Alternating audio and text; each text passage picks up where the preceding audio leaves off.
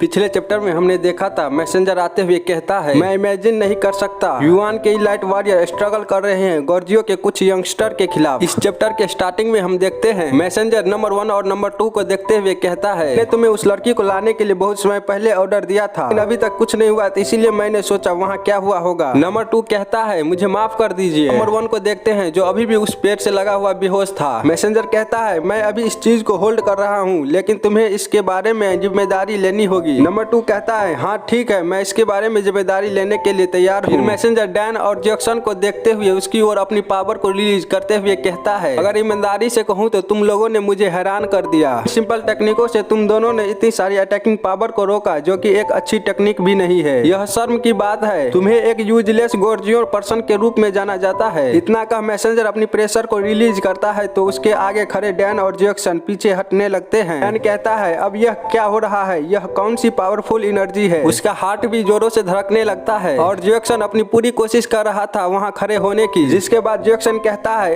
ऐसा कोई नहीं है जो मेरी नूना को यहाँ से ले जा सके। यदि तुमको नूना को ले जाना है यहाँ से तो पहले हमें मारना होगा। मैसेंजर बड़ी तेजी के साथ जैक्सन के सामने आकर उसके सीने पर अपनी हाथ रखते हुए कहता है तुम्हें क्या लगता है मैं तुम पर दया दिखाऊंगा? मैं अभी भी तुम्हें मारने वाला हूँ। मैसेंजर को इतना फास्ट देख डैन और जैक्सन को सोचने तक का मौका नहीं मिलता। मैसेंजर जब अपनी पावर को बढ़ाता है तो जैक्सन के मुंह से ब्लड निकलने लगता है और वो पीछे की ओर बड़ी तेजी के साथ जाने लगता है। उसकी स्पीड इतनी होती है कि उसके पीछे आने वाले पेड़ को भी वो तोड़ते हुए अपने साथ लेकर चला जाता है और वह जमीन में घसटाते हुए माउंटेन के लास्ट में पहुंच जाता है। डैन घबराते हुए कहता है जैक्सन। उसी समय मैसेंजर डैन के पास आते हुए कहता है मुझे नहीं लगता कि अब तुम दूसरे के बारे में चिंता करने का जोखिम उठा सकते हो। डैन उसे यहाँ देख कांप जाता है लेकिन वह हिम्मत करते हुए अपने एरो को उसकी ओर शूट करते हुए कहता है धत तेरी की। मैसेंजर उसके एरो को अपनी ओर आते देख एक सीरियस सा लुक देता है और साइड हटकर उसे डॉज करता है लेकिन डैन के एरो से मैसेंजर के पीछे की क्लॉथ पूरी तरह से कट जाता है। मैसेंजर अपने पैरों को पीछे लेते हुए अपनी हाथों से डैन के चेहरे पर एक जोरदार पंजा मारता है। डैन उसका पंजा खाने के बाद जैक्सन की तरह वह भी घिसटाते हुए पीछे जाने लगता है। मैसेंजर अपनी कटे हुए क्लॉथ को उतारते हुए कहता है तुम अभी भी जिंदा हो। मुझे लगता है तुम वह बास्टर्ड हो जिसके पास स्ट्रॉन्ग बिल्ड है। ये तो टैलेंट की पूरी तरह से बर्बादी है। डैन अभी भी वही जमीन पर पड़ा हुआ दर्द से चिल्ला रहा था। मैसेंजर कहता है लेकिन मैं उस लड़की को युवान ले जाऊंगा और तुम दोनों यहीं पर मरोगे। चाहे तुम कुछ भी क्यों न चुन लो लेकिन यह नहीं बदल सकता। खैर मैं तुम्हारे मरने से पहले इतना तो कर ही सकता हूँ। तुम चूज कर सकते हो कौन पहले मरेगा। तभी जैक्सन चिल्लाते हुए कहता है तुम कमीने वहीं रुक जाओ और वो अपने पास में पड़ी वही टूटे हुए पेड़ के हिस्से को अपने हाथों में उठाते हुए कहता है तुम नूना को छूने के बारे में सोचना भी मत। इतना का हुआ उस पेड़ के हिस्से को मैसेंजर की ओर फेंकता है। मैसेंजर जिसे देख कहता है क्या तुम मुझसे भीख मांग रहे हो? अगर तुम चाहते हो मैं ऐसा करूँ तो पहले एक दूसरे को मार डालो। फिर वो अपनी पंच को बनाते हुए उस आ रही पेड़ के हिस्से से टकराता है जिससे वह पेड़ का हिस्सा किसी बारूद की तरह हवा में ही फट जाता है। जिसके बाद वह कहता है अब मैंने डिसाइड कर लिया है कि पहले अब मैं तुम्हें ही मारूंगा। डैन उसे ऐसा करता देख डरते हुए कहता है नहीं तुम ऐसा नहीं कर सकते। मैसेंजर जैक्सन की ओर बढ़ते हुए अपने घुटनों के साथ उसके चेहरे पर एक जोरदार मारता है और संभलने का मौका दिए बिना ऊपर की ओर से उसके पेट पर दोबारा अटैक करता है। डैन वही जमीन पर पड़ा हुआ चिल्लाकर कह रहा था तुम रुक जाओ उसे मत मारो। फिर वो अपनी पूरी ताकत लगाकर उठते हुए उन दोनों की ओर जाता है और मैसेंजर के पीछे पहुंच जाता है। मैसेंजर कहता है मैंने तुमसे क्लियरली कहा था कि मैं पहले इस बास्टर्ड को मारूंगा। तुम्हें इससे भी ज्यादा स्पेशल तरीके से मारूंगा इसलिए पेशेंटली इंतजार करो। डैन उसकी बातों पर ना ध्यान देकर अटैक करने के लिए कूदते हुए अपने पैरों के साथ उस पर अटैक करता है लेकिन मैसेंजर उसके इस अटैक को डॉज करते हुए अपने पंच के साथ डैन के चेहरे पर दोबारा जोरदार मारता है जिससे डैन वही हवा में घूमते हुए जमीन पर गिरता है। और ये सब देख नूना बहुत ही ज्यादा डर जाती है। वो चिल्लाने की कोशिश कर रही थी लेकिन उसका मुंह बंद होने के कारण ना वो चिल्ला पा रही थी और ना ही वहाँ से हिल पा रही थी। और मैसेंजर डैन की ओर जाते हुए कहता है एक्चुअली मुझे तुम जैसे लोग बहुत पसंद आते हैं क्योंकि तुम जैसे लोग फियरलेस स्पिरिट के साथ मैन कहलाने के बहुत नजदीक होते हैं। और डैन की ओर जाते हुए कहता है लेकिन क्या तुम्हें पता है इससे भी ज्यादा मुझे क्या पसंद होता है? तभी जैक्सन उसका पैर पीछे से पकड़ लेता है तो वह पलट कर देखता है। जैक्सन कहता है तुम डैन को टच करने के बारे में सोचना भी मत। मेरे रहते हुए डैन और नूना को कोई भी नुकसान नहीं पहुंचा सकता है। इतना सुन मैसेंजर उसके फेस पर फिर से एक पंच मारता है। उसी समय जैक्सन उसके पंच को पकड़ते हुए अपने पंच को बनाता है और उसके फेस पर मारते हुए कहता है चाहे कुछ भी क्यों ना हो जाए मैं उन दोनों को प्रोटेक्ट करूंगा। लेकिन मैसेंजर अपने हैंड को उससे छुड़ाते हुए उसके पंच को डॉज करता है और फिर उसके पीछे जाते हुए अपने हाथों से उसके बैकबोन को पकड़कर ऊपर की ओर उसे उठा लेता है, जिसके कारण जैक्सन दर्द से एक जोरदार चीख मारता है। डैन जैक्सन को ऐसे दर्द में देख कहता है, तुम रुक जाओ, उसके साथ ऐसा मत करो। मैसेंजर जैक्सन को उसी हालत में माउंटेन के किनारे पर ले जाते हुए कहता है, मैंने तुमसे पहले ही कहा था, तुम जैसे फियरलेस स्पिरिट वाले लोग मुझे बहुत पसंद आते हैं, लेकिन मुझे जो सबसे ज्यादा अधिक पसंद है वो है। और जैक्सन अभी भी दर्द के मारे चिल्ला रहा था। फिर वो कहता है, तुम्हारे बॉडी के साथ तुम्हारी फियरलेस स्पिरिट को भी डिस्ट्रॉय करना। ऐसा कहते हुए मैसेंजर जैक्सन को माउंटेन से नीचे फेंक देता है। इस सीन को डिटेल में अगले चैप्टर में बताया गया है, इसलिए आप लोग जरूर इसका अगला चैप्टर देखिएगा।